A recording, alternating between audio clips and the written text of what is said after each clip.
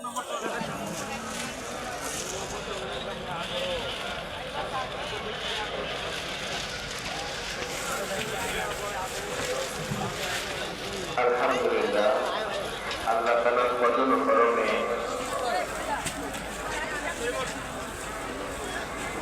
প্রথম পর্বে প্রথম ভাগে দেখতে আল্লাহ তাআলা দোয়া শেষ করব।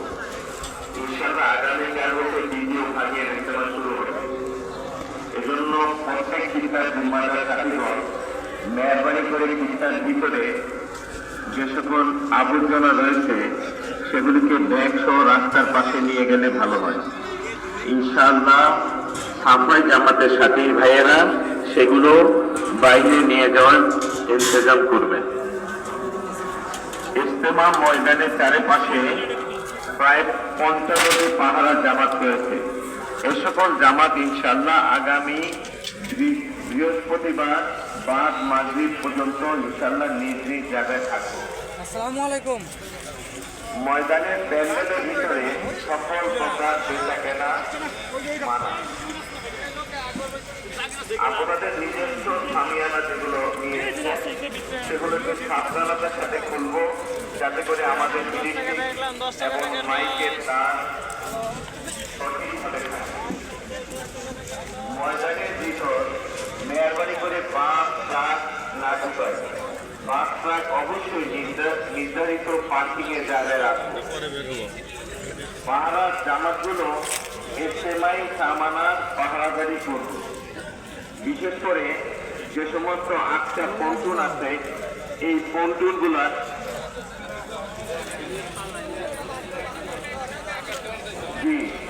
আমরা একটু কষ্ট করে পায়দল যেখানে বাস রাখা আছে ওইখানে গিয়ে আমরা ওখানে বাসে উঠবো। বাসগুলোকে ময়দানে আনবো না, একটু কষ্ট হবে। আমরা ইনশাল্লাহ কষ্ট করে যেখানে গাড়ি আছে ওখানে গিয়ে উঠবো। আল্লাহ তাআলা আমাকে আপনাকে তৌফিক দান করে। পাহাড়ার জামাতগুলো ইজতেমাই সামানার পাহারাদারি করব।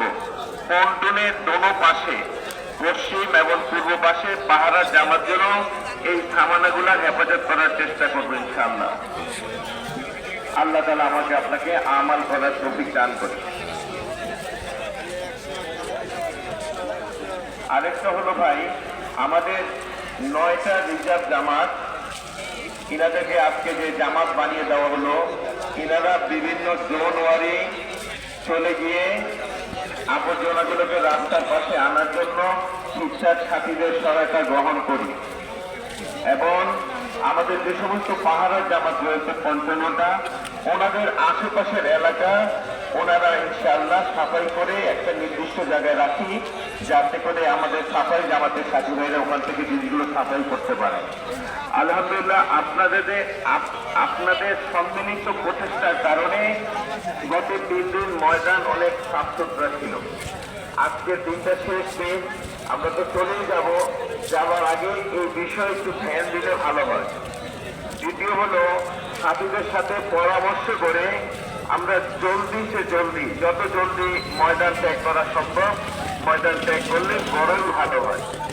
আল্লাহ তাআলা আমাকে আপনাকে তৌফিক দান করে।